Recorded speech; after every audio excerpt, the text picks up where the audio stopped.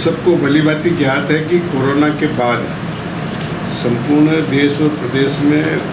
कई कारखाने बंद हुए और बंद होने के बाद में उसकी परिस्थितियां भी सबको पता है। नागदा में भी कोरोना के बाद श्रमिकों की संख्या कम हुई और कम होने के बाद जो ईएसआई कॉरपोरेशन कर्मचारी राज्य बीमा निगम इसके अधीन चलने वाले अस्पताल में आईपी की संख्या भी कम हुई। हमारी लगातार मांग रही कि नागदा के अस्पताल को आदर्श अस्पताल बनाया जाए, मगर आईपी की संख्या घटने के कारण से उस कार्रवाई में लगातार व्यवधान जैसा आ रहा था। ऐसी परिस्थिति में फिर ये हुआ कि भाई हमने ईएसआई कॉरपोरेशन पंचदीप भवन में लिखा पढ़ी करी और राजकुमार जी के माध्यम से, और इसके साथ ही साथ मध्य प्रदेश के माननीय श्रम मंत्री जी से बात करी और बात करने के बाद ये कहा कि भाई इस अस्पताल के साथ, जैसे पहले नागदा को आदर्श अस्पताल बनाने में उज्जैन संभाग के सारे जितने ईएसआई के अस्पताल थे उनका सारा रेफर करके यहाँ बनाया जाए, इस प्रकार का प्रयास था। अब उज्जैन जिले के जितने भी हमारे नगर पालिका, नगर निगम, ये अपने छोटे मोटे जो स्मॉल इंडस्ट्री है और मॉल है, स्कूल है, अस्पताल है, ऐसे सारी सब लोगों को जोड़ करके और जो ईएसआई में कवर हो सकते हैं, इसके संबंध में कार्रवाई हुई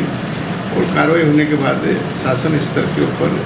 इस कार्रवाई को गंभीरता से लिया गया और आदेश भी निकाल दिया गया। आपके माध्यम से हम ये कहना चाहते हैं कि जो भी लघु उद्योग क्षेत्र में या नागदा के आसपास के क्षेत्र में, विशेषकर नागदा, खाचरोद, मेदपुर, झारड़ा, उनेल और तराना, इन सारे क्षेत्रों में जितने भी हमारे स्मॉल इंडस्ट्री है, आरा मशीन है और भी जो बड़े बड़े कारखाने, छोटे छोटे कारखाने, उनमें जहाँ 10 से अधिक श्रमिक काम करते हैं, तो सारे लोगों को ईएसआई से जुड़ना चाहिए। और ईएसआई से जुड़ने से बहुत सारी लाभ, हिंदुस्तान की सबसे अच्छी वेलफेयर की स्कीम, इलाज की स्कीम ईएसआई में है और ईएसआई में यहाँ से लगा करके और पूरे हिंदुस्तान के बड़े से बड़े अस्पताल में इलाज हो सकता है और आवश्यकता पड़ने पर और भी कहीं बाहर भी भेजना पड़े तो ईएसआई भेज सकती है। उसमें पैसे का कोई मापदंड नहीं है, तो उसकी बीमारी का इलाज होना चाहिए। तो ये आग्रह करना चाहते हैं कि इसमें अधिक से अधिक लोग जो संस्थान चला रहे हैं वो इसमें जुड़े। विशेषकर ठेकेदारों से आग्रह है कि वो अपने यहाँ काम करने वाले सारे लोगों को इससे जोड़े ताकि उन सारे लोगों को लाभ मिल सके। आईपी की संख्या बढ़ेगी